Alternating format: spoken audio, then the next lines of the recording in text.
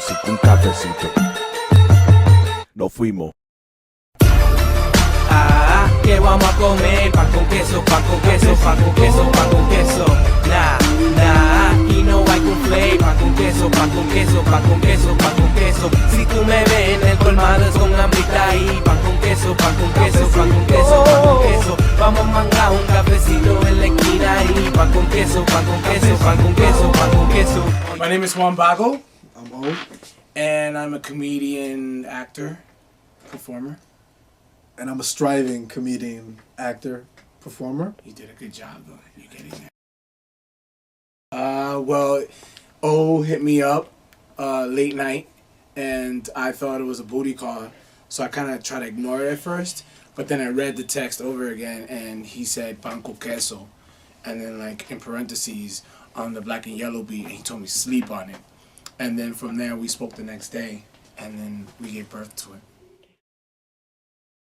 One of my favorite dishes is actually Cuban sandwiches. I love Cuban sandwiches.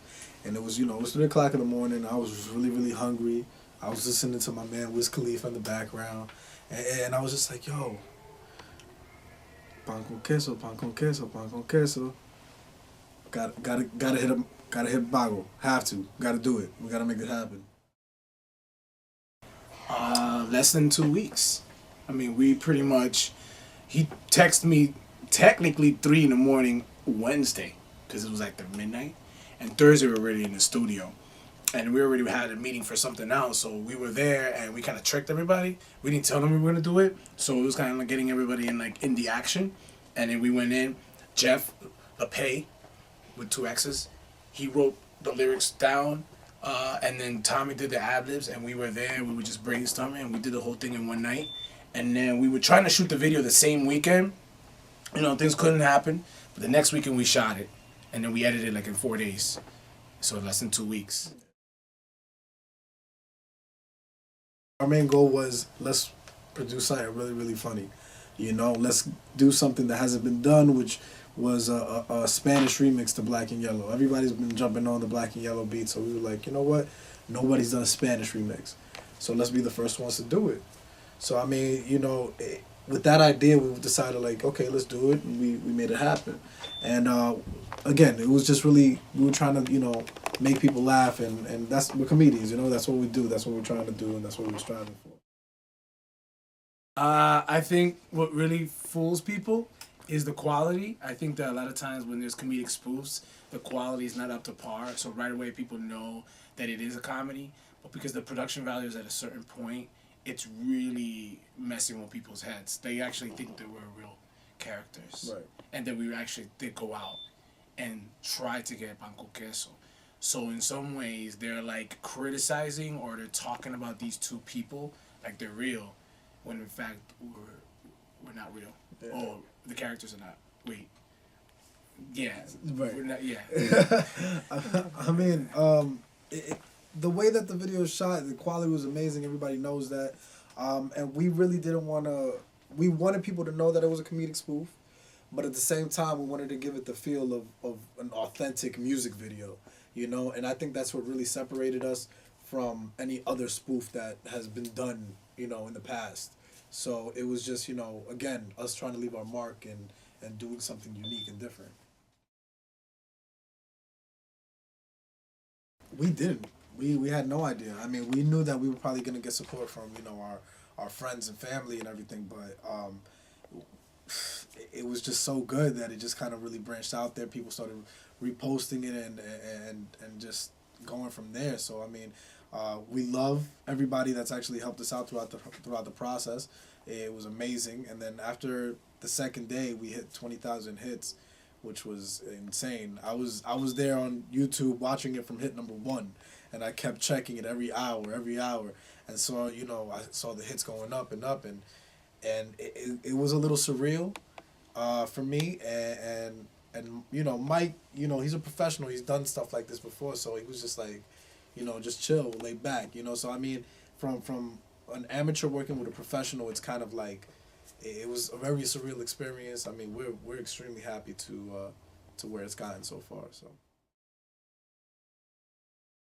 The same thing for us. I mean, they're kind of surreal because it's almost in the sense of like their voices are being heard, but not the faces. But I think the combination of having the real singer, a real rapper with comedians, is what made it to the next level. Because if we tried to sing and we tried to rap, the quality wouldn't have been up there, and I think it would have distracted from the actual video because it wouldn't be as impressive. Not only that, when you have my part in the end where I'm going all out with that enthusiasm, with that quality of voice, is what makes it somewhat funny. If I try to do it in my voice, it would come off a little annoying and maybe tacky. But I think by having that quality of Tommy Nibs and his voice and Jeff's rapping, I think that's what really took it to the next level. And we're not trying to fool anybody. I mean, we definitely are the performers in the video, but we also have the quality of the voice and the rapping. Yeah. I mean, it really just goes back to, you know, that original night when I hit up Mike. It was just that, look, I know this is the only individual that I know that I can hit up, and he's going to have the resources available to not just make something tacky and just put it up on YouTube like a lot of people are doing, you know, when they want to make comedic little things or whatever, and just have like a regular handheld camera. He has the resources where he works with filmmakers, he works with producers, you know, music producers, and having, you know, in Harmonic Studios and having, you know, Gilbert Flores, it was a huge thing for us, you know, and we were really lucky, and you know, I'm glad that I went to Mike first before I went to anybody, you know, so Appreciate it. I love you. I love you too.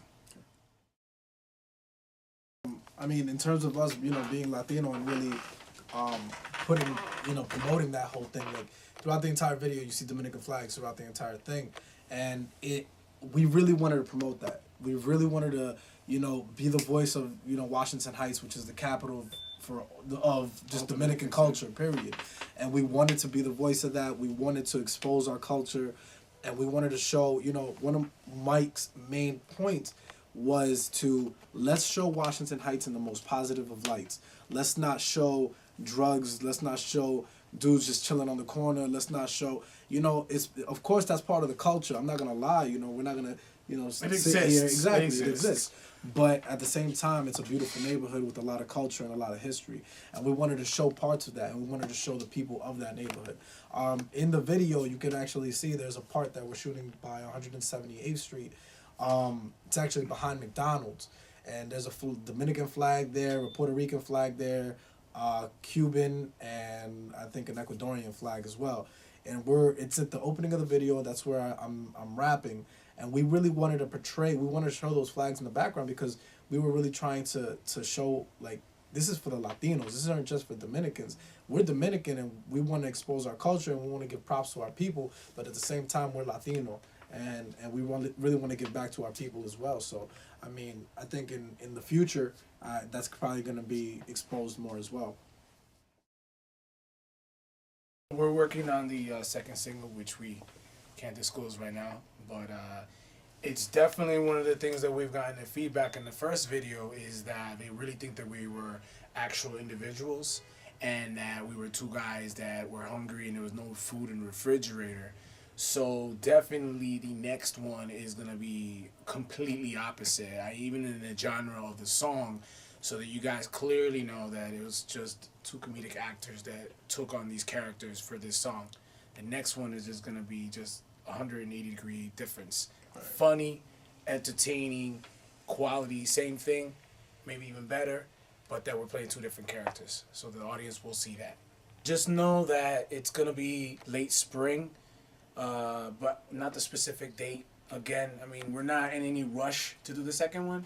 The first one, because of the timing of Black and Yellow and the Super Bowl, we wanted to hit that wave. But for this one, I think that we really want to make sure that whatever we release in the public is of quality, and also that it's a project that we're going to be really proud of.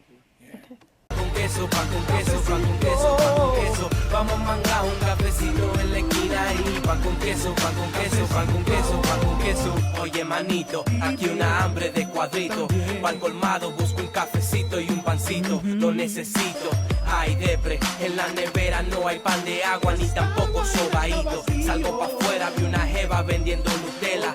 Di que papi eso es bueno, maldita embutera. Andando afuera, dramático como una novela. Un frío del diablo. diablo, botas puestas pero sin la media. Con un jodido pique, evítense problemas. No quiero habichuela, ni avena, ni maicena. Y por fin llegamos y lo compramos. Pancito, cafecito y de una vez salí mangando. Everybody, check out Latin Fixation on 88.1 every Mondays at 9 o'clock. Check it out on the web at www.wcwp.org.